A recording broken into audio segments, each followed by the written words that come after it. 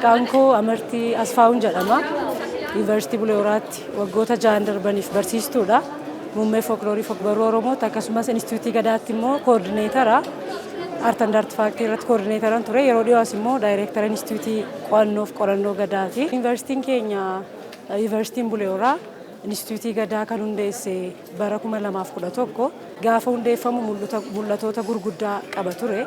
Isaan keessaa tokko community service kan jennuuni tajaajila hawaasummaa akkasumas center of excellence ta'uu ture. Kaayyoon isaanii guddaani akkuma beekamu har'a Yuunivarsiitii Bulee Horaa keessatti dhaabbati qo'annoo fi qorannoo gadaa yookaan immoo Institute of Gada and Culture Studies center of excellence dha indigenous knowledge dha wal qabate gaafa hundeeffamu profeesaroota fi doktoroota biyya garaa garaa jiran garuu dhalattoota naannoo kanaa ta'aniin bu'uurri isaa kaa'ame bara 2011 kaarkulamiin bocamee fi akka hundeeffamu ta'ee jechuudha. Instituutiin kun yuunivarsiitii kanatti ergi hundeeffamee kaasee bara 2011 irraa barnoota kaarkulamii garaa garaa bocuudhaan digirii jalqabaarraa hanga digirii sadaffaatti barsiisaa jira. Asumaanis digirii sadaffaa yoo waaqayyo jedhe bara kana doktoroota eebbisiisuuf karoora qabna. Mook difeensii goosisuuf karoora irra jira. Yuunivarsiitiin kun gaafa hundaa'e kaasee sadarkaa digiriitti Gadaa and Oromoo Studies Oromoo History kan jedhu dipaartimentii akkasii gadaaf seenaa Oromoo jedhu bocee digiriidhaan barsiisaa jira. Digirii jalqabaatiin digirii lammaffaatiin immoo anis asumattiin baradhe Gadaa and Peace Study kan jedhu baachii 3 eebbisiiseera. Ammas barattoonni barnoota irra jiranii jiru. Gadaaf nageenya mata duree kaarkulamii jedhu qabatee dipaartimentii akkasiitiin barsiisuu irratti argama. Akkasumas digirii sadaffaa immoo Gadaa and Governance Studies sirna gadaa fi bulchiinsa kan jedhu digirii sadaffaadhaan barsiisaa jira. Haala kanarra jira jechuudha. Yuunivarsiitiin Bulee Horaa uumamumaan bakka itti aadaa fi seenaan uummata Oromoo dagaage keessatti dhaabame. Yuunivarsiitii kana yoo ilaaltan yuunivarsiitoota hedduu biyya Itoophiyaa jiran irraa kan adda isa godhu tokkoffaa gosa barnoota gadaa kaalkulamii gadaa bocee barsiisuu isaati. Itti dabalee immoo hawaasa aadaa fi seenaa gurraan dhagee yoo ta'in jiraachaa jiru. Sirna gadaatiin bulaa jiru. Ammarraatis godinoota Oromiyaa hunda jiran keessaa aktiivili sirna gadaatiin bulaa kan jiru naannoo kanadha yookaan immoo uummattoota Oromoo Gujiif Boorana Karrayyuu fudhachuu dandeenya. Isaan keessaa inni kun sirna gadaa barachuuf namni as dhufuutu irra jiraata jechuudha. Ganaa barsiisuuf itoo hin ta'in akka addunyaatti sirna sin beektaa sirna gadaa yoo jennu diimokiraasii qofa jechuu hin dandeenyu. Sirni gadaa Oromoof jiruuf jireenya isaati, aadaa isaati. Maaliif jiruuf jireenyi Oromoo aadaan ala hin jiru waan ta'eef wanti jiru hundumtuu sirna gadaa keessatti ibsama. Kanaaf uummanni naannoo kana jiraatu akka uummata naannoo biraa miidiyaadhaan arginoo otoo hin ta'in dhugaadhaan jireenya isaati jechuudha sirni gadaa. Kanaaf kana guddisuuf immoo Yuunivarsiitiin Bulee Horaa kallattii garaa garaatiin hojjechaa jira. Fakkeenya guddaa kan ta'u sirna gadaa kana gara kaalkulamii barnootaatti fiduun hojii isa guddaadha. Akka waliigalaatti akkuma isin beektan akka biyyaatti immoo kanarraa ka'uun kaalkulamiin bocamee fi barnoonni gadaa kutaa 1 hanga 8 akka baratamu ta'ee jira. Kanaafis gahee guddaa qabu jechuudha. Maqaan kiyya Ayyaanaa Waaree Gannoonaan jedhani Yuunivarsiitii Bulee Horaatti damee Inistituutii Gadaa jalatti dipaartimentii Gadaa fi seenaa Oromoo kan jedhu irratti barsiisaadha. Gadaa jechuun waan jecha tokko ibsamuu miti. Waan bal'aadha. Gadaan aadaa fi keessaa qaba. Seenaa fi keessaa qaba. Akkasuma mallee duudhaalee garaagaraa ritual activity kan jennuun if keessaa qaba. Diinagdee fi keessaa qaba. Waan hundumaaf keessaa qaba jechuudha. Kanaaf gadaa waan tokkoon jecha tokkoon hiikuun hin danda'amu kan jedhameef. Gadaa jechuun eenyummaadha karaa biraatiin. Gadaan immoo waan uummanni Oromoo dandeettii sammuu isaatiin kalaqa sammuu uummata Oromoo waan ta'eef uummanni Oromoo eenyummaa fi ganamaa akka inni yaadachuu danda'uuf bu'uura guddaadha jechuudha. Uummanni Oromoo kana dura akka waliigalatti yaa'ii waliigala Oromiyaa madda olaanaa irratti waliigalaa ture.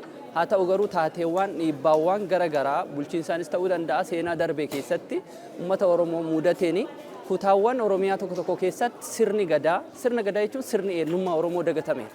Sirni eenyummaa Oromoo dagatame suni Gujii biratti, Boorana biratti bifa jeebanummaa malatti oriijinaalitii isaa eeggateetiin Oromiyaa Gujii keessa jira jechuudha. Yuunivarsiitiin Bulee Horaa kaalkulaamitti dabaluu jechuun maal jechuudha?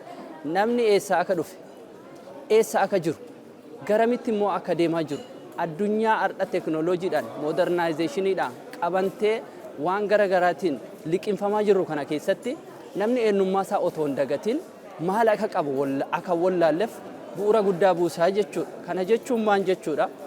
Gadaa keessa beekumsa jeebanaatti jira. Indigenous knowledge kan jennuuni jechuudha. Gadaa keessa aadaatti jira. Akka itti wal kabajan, akka itti waaqa sodaatan, akka itti haadhaa fi abbaa fiitii ajajaman, akka itti dhugaa dubbatan, akka itti socho'anii hawaasa walitti dhufeenya hariiroo hawaasummaa akka uuman, fuucidha irratti, awwaala irratti, rakkoo irratti akkamitti tumsa akka walii godhuu danda'anu if keessaa qaba. Kana immoo kaarkulemii barnootaa keessatti yuunivarsiitiin Bulee Horaa dabaluu jechuun namni Oromoo ta'ee as keessa jiraatu miti. Sabaaf sablammiin biyya kana keessa jira. Eenyummaa Oromoo maal akka ta'e, aadaa akkamii akka qabu, akkamitti immoo akka bulu irraa barachuu akka danda'uudhaaf kaarkulemii barnootaa keessatti dabalamee yuunivarsiitii jechuun yaa hungi sabaa fi sablammoota hedduu itti barata waan ta'eef duudhaan bareedaan, aadaan bareedaan, qorannoo fi qo'annoo riiserchii garaagaraatiif bu'uura guddaa buusuu kan danda'u kun akka jiru namni hundi akka beekuu danda'uuf balbala saaqaa jechuudha. Balbala saaqa. Ana maqaan kiyya Maannoo Dooyyoo Cootoodhama. Barataa barnoota digirii sadaffaa sirna gadaa and governance study gadaa fi bulchiinsa jechuudha. Isa baradha. Yuunivarsiitiin Bulee Horaa carraa guddaa akkuma biyya tanaatti uumee jira inni yaanna. Faayidaa bu'aa baay'ees argamsiisee jira. Fakkeenyaaf barnoonni an baradhu kuni osoo uumamee hawwii kiyya ture gaafa duriirraa jalqabe. Isa kana immoo kaayoo yuunivarsiitii kanaa waan ta'eef yuunivarsiitichi galmaan gaafa ga'u anas keessatti abbaa carraa ta'e jechuudha. Kanaaf anumti mataa isaa beekumsa an argadhe kan gadaa fi bulchiinsa an baradhe kun mataa isaa bu'aa yuunivarsiitii kanarraa dhufe akka carraa olaanaatti ilaala akka nama tokkootti. Akka biyyaattis immoo uummanni Oromoo uummata guddaa baha biyya Afrikaati.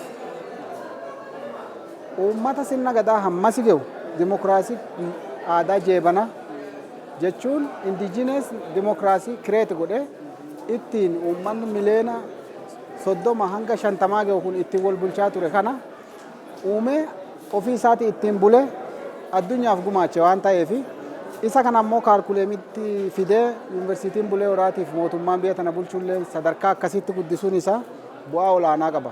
Garamiini duraan kaleessa gadaan afaaniin argaa dhageettiin abbootiirraa gara ilmaaniitti darbaa ture. Amma immoo liitireeshariidhaan barruudhaan biyyoota baga fagootiif dhiya fagoolee akka inni dhaqqabu carraan bal'aa uumame jechuudha. Gaafa kaarkuleemii biyyattiitti dabalamu barnootaatti gaafa inni dhufu namoonni addunyaa kana gubbaa jiran gadaa beekuu fi carraa warri hin qabne warri adiin afaanuma isaaniitiin bakkee jiranutti akka isaanii dhagguu danda'anuuf akka isaan dhufanii baratuu danda'anus carraa uumee jechuudha. Akkuma beekamu barnoota PhD kana qorannaa irratti fi qo'annaa irratti xiyyeeffata. Fakkeenyaaf akka nama tokkootti akka pepperii 15 maxxanseera amma. Garuu diisarteeshinii kiyya guddicha osoo hin ta'in jechuudha. Inni ati barreessitu kuni gaafa akkasitti waanuma keessatti guddatte asumatti guddatte abbaan kiyyas akaakoon kiyyas sirnuma gadaa keessa ture. Anis isuma keessa ture har'a hoggaan kiyya gara nagee sadarkaa barnootaas kanaan bahe. Gaafa ati immoo gadi gara maanguddootti deemte abbaa dhimma abbaa aadaa kanaa isa sirrii warra har'a piraaktikaalii ittiin jiraatu. Uummanni gariin afaaniin haasaa aadaa hin jaalataa ittiin hin jiraatu. Keenna garuu uummanni gadi jiru kan nuti irraa quranne sun warra ittiin jiraatu sanirra barreessite addunyaa keessatti gaafa hidhattee joornaalota addunyaa kana iskoopaas indeksidi ta'an addunyaa bal'oo irratti gaafa maxxansitu liitireechariin barruudhaan bakkuma abbaan sun jirutti akka dhaqqabu taasisa jechuudha. Nama teknooloojii har'aatiin fayyadamu waan ta'aniif sisteema teknooloojii addunyaa ittiin walta hidhante kanarratti gaafa geessitee maxxansitu bakkuma jiranutti gadaa beekuudhaaf carraa bal'aa uuma qorannaan garaagaraa kun jechuudha. Yoo qorannaa sirrii ta'e daataa sirrii gaafa fuute maxxansitu namni Ameerikaa jiruuf Chaayinaa jiru gara lixaatiif baalle jiru bakkuma jirutti evidensii gaadhaan waa ati hojjette sana akka inni of bukkeetti argee dubbisee beekee waan akkasitti addunyaarra jiraadhe barbaadu ittiin jiraachuu akka inni danda'uuf carraa uumaa jechuudha.